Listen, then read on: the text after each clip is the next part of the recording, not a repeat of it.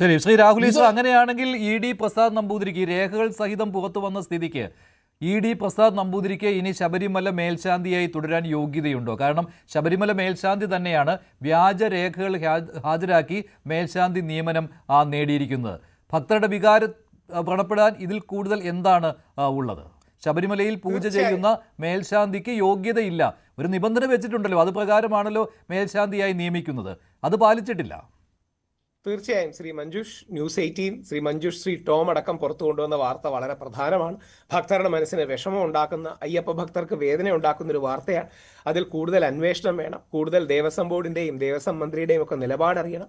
ശ്രീ ഷാബു പ്രസാദ് ആദ്യഘട്ടത്തിൽ പറഞ്ഞതിൽ എന്താ പറയുക, എലിമെന്റ്സ് ഓഫ് ട്രൂത്ത് തീർച്ചയായിട്ടും ഉണ്ട്. അതായത് പലപ്പോഴും സംഭവിക്കുന്നത് ദേവസ്വം ബോർഡിന്റെ ആൾക്കാർ രാഷ്ട്രീയ സ്വാധീനത്തിനും മറ്റും വഴങ്ങി കാശ് മേടിക്കുന്നതിന് വരെ ചെക്കായിരുന്നു മേടിച്ചത്. ഏകദേശം 2000 വരെ, 2000ന്റെ പകുതി അല്ലെങ്കിൽ 2005-6 കാലഘട്ടം വരെ ഈ പ്രാക്ടീസ് തുടർന്നിരുന്നു.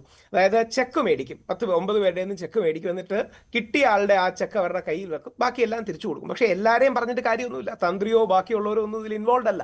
ദേവസ്വം ബോർഡുകാർ പലപ്പോഴും ചെയ്യുന്നതാണ്. നേരെ തിരിച്ച് ഇത് ക്ലീനപ്പ് ചെയ്യാൻ ഏറ്റവും ഇനീഷ്യേറ്റീവ് എടുത്തത് ഷാബു പറയുന്നത് തന്ത്രിയും ഇൻവോൾവ് ആണെന്നാണ് അല്ലേ? ഷാബു അങ്ങനെ പറഞ്ഞു തോന്നുന്നു, അതൊരു ഓളത്തിൽ പറയുന്നതായിരിക്കും.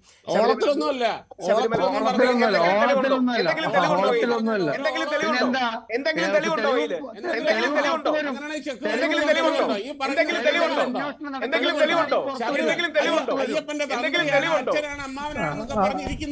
അച്ഛനാണ് അമ്മാവനാണെന്നല്ല, ഹിന്ദു വിശ്വാസങ്ങൾ പ്രകാരം അയ്യപ്പന്റെ അച്ഛൻ തന്നെയാണ്. അത് ഹിന്ദു വിശ്വാസികൾ തീരുമാനിക്കുന്ന ശബരിമല തന്ത്രി എന്ന് പറഞ്ഞാൽ അയ്യപ്പന്റെ അച്ഛൻ തന്നെയാണ്. അത് അടിസ്ഥാനപരമായ ഹിന്ദു വിശ്വാസത്തെ കുറിച്ച് അറിയുന്നവർക്കറിയാം. അയ്യപ്പന്റെ മാത്രമല്ല, ഏത് അമ്പലത്തിലെ തന്ത്രിയാണോ അവിടുത്തെ ക്ഷേത്ര പിതാവാണ്. എന്നെ ഇങ്ങോട്ട് പഠിപ്പിക്കാന്ന് പറയണ്ട, എന്നെ ഇങ്ങോട്ട് പഠിപ്പിക്കാൻ, അതുകൊണ്ട് എന്നെ ഇങ്ങോട്ട് പഠിപ്പിക്കാൻ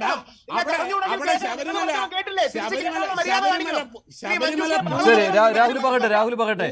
അല്ല, അത് ഫ്ലോയിൽ പറഞ്ഞതല്ല എന്ന് ശ്രീ ഷാബു പറഞ്ഞു കഴിഞ്ഞു. ശരി, അല്ല, രാഹുൽ പറയട്ടെ. രാഹുലെ, ഇതിലെ അവസാനം ദേവസ്വം ക്ലിയറൻസും ഇക്കാര്യത്തിൽ കിട്ടിയിരുന്നു കേട്ടോ, ഇ ഡി പ്രസാദ് നമ്പൂതിരിക്ക്.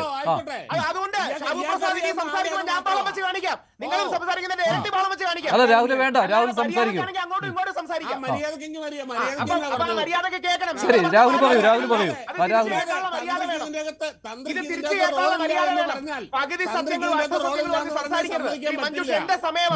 പറഞ്ഞോളൂ.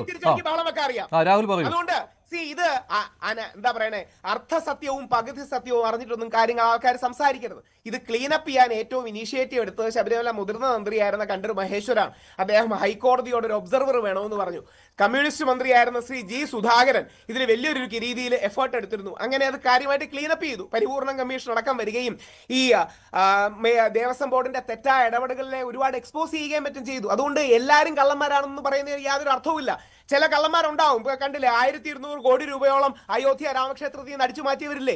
അപ്പം എല്ലാ അമ്പലങ്ങളിലും എല്ലാ തരത്തിലും ഇത്തരം പ്രശ്നമൊക്കെ ഉണ്ടാവും.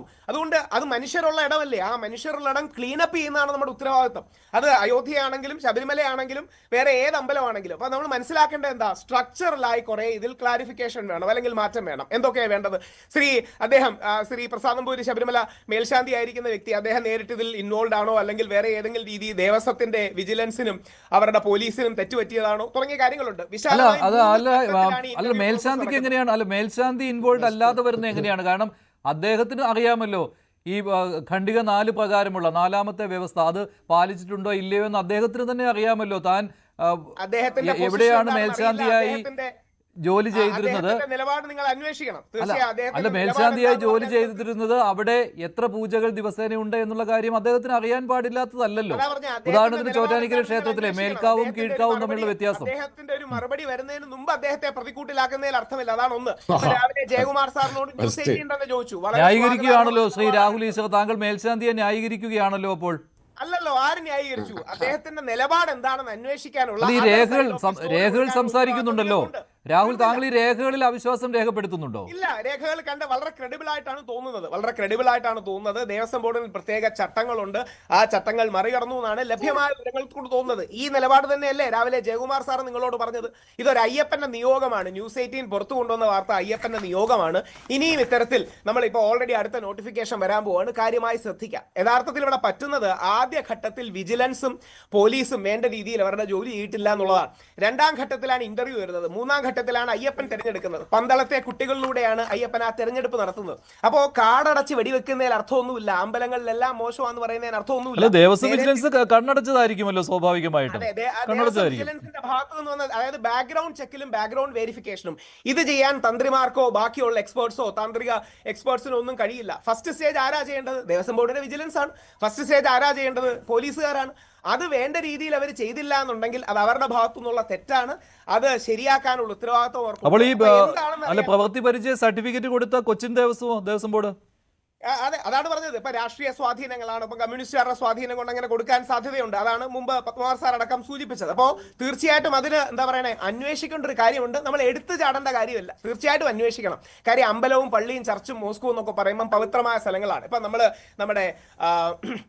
കർണാടകത്തിലെ അമ്പലം, ശ്രീ വീരേന്ദ്ര ഹെഗാഡയുടെ അമ്പലം, ധർമ്മസ്ഥല, അതിനെതിരെ ആദ്യം ഒരുപാട് ആരോപണങ്ങൾ വന്നു. പിന്നീട് നമുക്ക് മനസ്സിലായ ആരോപണങ്ങൾ ആ അർത്ഥത്തിൽ ശരിയല്ല.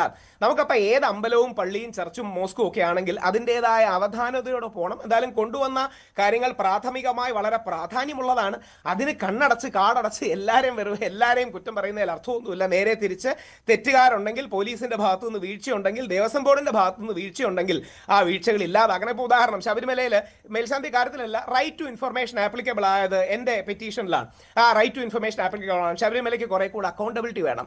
കൺസ്ട്രക്റ്റീവ് സജഷൻ വരുന്നതിന് പകരം തീവ്ര കമ്മ്യൂണിസ്റ്റുകാരെ പോലെ ഇതെല്ലാം മോശമാണ്, തന്ത്രി മോശമാണ്, ഇതിനകത്ത് ഇരിക്കുന്നവരെല്ലാം മോശമെന്ന് പറയുന്നതിന് അർത്ഥമല്ല. പിന്നെ ഒരു വരി കൂടെ പറഞ്ഞ് അവസാനിപ്പിക്കാം. എന്റെ അല്ല, ഹൈന്ദവ ശാസ്ത്രപ്രകാരം, ആഗമ താന്ത്രിക ശാസ്ത്രപ്രകാരം ഏത് അമ്പലത്തിലെ തന്ത്രിയും അവിടുത്തെ പ്രതിഷ്ഠയുടെ പിതാവാണ്. അതുകൊണ്ടാണ് പ്രാണപ്രതിഷ്ഠ നടത്തുന്നത്. ഇനിയും സാക്ഷാൽ അയോധ്യയിൽ ഇരിക്കുന്ന ശ്രീരാമനും പ്രാണപ്രതിഷ്ഠ നടത്തിയ ഒരു താന്ത്രിക ആചാരൻ ഉണ്ടാവും, അല്ലെങ്കിൽ ഗുരുവായൂരപ്പനും അയ്യപ്പനും എല്ലാം. അപ്പൊ ആ തന്ത്രിമാരെ, അല്ലെങ്കിൽ പൂജാരിമാരെ, അല്ലെങ്കിൽ മുസ്ലിം മൗലവിമാരെ, ക്രിസ്ത്യൻ പാതിരിമാരെ എല്ലാം നമ്മൾ ആദരവോടെയാണ് കാണുന്നത്. അവരെ അപകീർത്തിപ്പെടുത്തുകയോ അധിക്ഷേപിക്കുകയോ ചെയ്യുന്നതിൽ യാതൊരു അർത്ഥവുമില്ല. ഇവിടെ മേൽശാന്തിയെ അധിക്ഷേപിക്കരുതെന്ന് താങ്കൾ പറയരുത് കേട്ടോ. കാരണം ഇങ്ങനെ ഒരു വ്യാജ സർട്ടിഫിക്കറ്റ് ഹാജരാക്കി, ഞാൻ തന്ത്രിയുടെ കാര്യമാണ് പറഞ്ഞത്, മേൽശാന്തി. ശരി, ശ്രീ എം കെ കരുദാസ്, തന്ത്രി ഇതിനകത്തേക്ക് വലിച്ചെടുക്കേണ്ട ആവശ്യമുണ്ടോ? കാരണം മേൽശാന്തിയാണ് ഇവിടെ വ്യാജ സർട്ടിഫിക്കറ്റ് ഹാജരാക്കിയിട്ടുള്ളത്. കൂട്ടുത്തരവാദിത്വമുള്ളൊരു തട്ടിപ്പാണ് എന്നുള്ള കാര്യത്തിൽ സംശയമില്ല. അല്ലാതെ ഈ മേൽശാന്തിയായ ED പ്രസാദ് നമ്പൂതിരി മാത്രം വിചാരിച്ചാൽ ഇങ്ങനെ ചെയ്യാൻ പറ്റുകയില്ല. കൂട്ടുത്തരവാദിത്വമുണ്ട് ഈ തട്ടിപ്പിന്. പക്ഷെ അവിടെ തന്ത്രിയെ വലിച്ചിഴച്ചു എന്നാണ് രാഹുലിന്റെ പരാതി. രാഹുൽ ഈശ്വർ പറയുന്നതിന് 100% ഞാൻ യോജിക്കുന്നു. ശബരിമല അയ്യപ്പന്റെ പിതാവിന്റെ സ്ഥാനത്താണ് തന്ത്രിക്ക് എന്നുള്ളത്. ആ സ്ഥാനം അവിടെ നിൽക്കട്ടെ. അപ്പൊ ഈ പിതാവിന്റെ സ്ഥാനത്ത് നിൽക്കുന്ന ഒരു വ്യക്തി ഇത്തരത്തിലുള്ളൊരു മേൽശാന്തി അവിടെ വന്ന് ചാർജ് എടുക്കുമ്പോൾ അദ്ദേഹത്തിന് മേൽശാന്തി നിയമനവുമായിട്ട് തന്ത്രിക്ക് യാതൊരു ബന്ധവുമില്ല എന്ന് വെക്കുക. ഇദ്ദേഹത്തിന് പ്രവൃത്തി പരിചയത്തിന്റെ പേരിൽ അവിടെ നടത്തപ്പെടേണ്ട പൂജകൾ കൃത്യമായിട്ടാണോ, അവിടെ നടന്നു പോകേണ്ട അനുഷ്ഠാനങ്ങൾ, ഒരു മേൽശാന്തി പാലിക്കേണ്ട ആചാരാനുഷ്ഠാനങ്ങൾ കൃത്യമായിട്ടാണോ നടന്നു പോകേണ്ടത് എന്നുള്ളൊരു ചുമതല ഈ തന്ത്രി എന്ന സ്ഥാനത്തും പിതാവ് എന്ന സ്ഥാനത്തും ഇല്ല എന്നുള്ള ചോദ്യത്തിന് അതിൽ അദ്ദേഹം പരാജയപ്പെട്ടു എന്ന് വേണം മനസ്സിലാക്കാൻ. കാരണം ED പ്രസാദിന്റെ പ്രവൃത്തി പരിചയം അങ്ങേയറ്റം മോശമാണെന്ന് അദ്ദേഹം ജോലി ചെയ്ത ക്ഷേത്രങ്ങളിലെല്ലാം, ചോറ്റാനിക്കര കീഴ്ക്കാവിലാണ് അദ്ദേഹം ജോലി ചെയ്തിരിക്കുന്നത്. തൃശ്ശൂർ മറ്റൊരു ക്ഷേത്രത്തിൽ 2 നേരം പൂജയുള്ളൊരു, അത് ആ പറഞ്ഞ വ്യക്തി തന്നെ പറയുന്നു, ഇവിടെ അത്ര പ്രധാനപ്പെട്ട പൂജകളൊന്നും നടക്കുന്ന സ്ഥലമല്ല. അപ്പൊ ഒരു പ്രവൃത്തി പരിചയവും ഇല്ലാത്തൊരു വ്യക്തി ഇത്തരത്തിൽ പണസ്വാധീനത്തിന്റെ പേരില് ശബരിമല മേൽശാന്തിയായി നിയമിക്കപ്പെട്ട് കഴിഞ്ഞാൽ അദ്ദേഹത്തിന് ശബരിമല അയ്യപ്പന്റെ പൂജ നടത്തുന്നത് തെറ്റായിട്ടാണ് എന്ന് കണ്ടെത്താനുള്ള ഏക മാർഗം ശബരിമല തന്ത്രിയുടേതാണ്. ആ തന്ത്രി ആ കാര്യത്തിൽ പരാജയപ്പെട്ടിരിക്കുന്നു. ഞാൻ ഷാബു പ്രസാദ് ഒഴുക്കിൽ പറഞ്ഞതാണെന്നൊന്നും ഞാൻ വിശ്വസിക്കുന്നില്ല. ദയവ് ചെയ്ത് രാഹുൽ പ്രസാദ് ഒച്ച വെക്കരുത്. താങ്കളുടെ കാഴ്ചപ്പാട് തന്നെ മറ്റുള്ളവർക്ക് വേണമെന്ന് വിചാരിക്കരുത്. കാരണം പ്രത്യേകിച്ച് താങ്കൾ തന്ത്രി കുടുംബത്തിൽ അംഗമാണ്. ഈ ശബരിമലയിൽ നടക്കുന്ന ആചാരാനുഷ്ഠാനങ്ങളിൽ വരുന്ന വീഴ്ചകൾക്കെല്ലാം തന്നെ ഉത്തരവാദി തന്ത്രിയാണെന്ന കാര്യത്തിൽ യാതൊരു സംശയവുമില്ല. അതിൽ തന്ത്രിക്ക് പങ്കില്ല. എന്ത് ലംഘനം സംഭവിച്ചു? ഞാൻ പറയട്ടെ ആചാരാനുഷ്ഠാനങ്ങൾക്ക് ലംഘനം സംഭവിച്ചത് പറയാം. പിന്നെ താങ്കൾ ചോദിച്ചു തന്ത്രിക്ക് ഇത്തരത്തിൽ 10. കൂടുതൽ വാർത്തകൾക്ക് News 18 Keralam YouTube channel subscribe ചെയ്യുക.